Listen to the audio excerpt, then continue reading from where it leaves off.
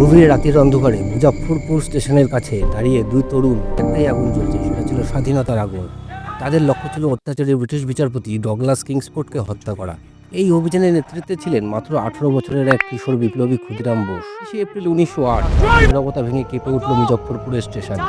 চারিদিকে আতঙ্ক, কিন্তু পরিকল্পনা পুরো সফল হয়েছিল না সেদিন। ক্ষুদিরাম যেই গাড়িতে বোমা মেরেছিলেন সেই গাড়িতে ছিলেন না কিংসফোর্ড।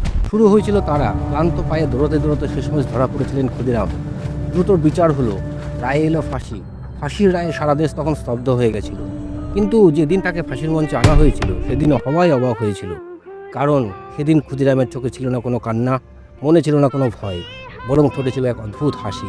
11ই আগস্ট 1908, মাত্র 18 বছর বয়সে হাসতে হাসতেই ফাঁসির দড়িতে ঝুলে গেলেন ক্ষুদিরাম বসু।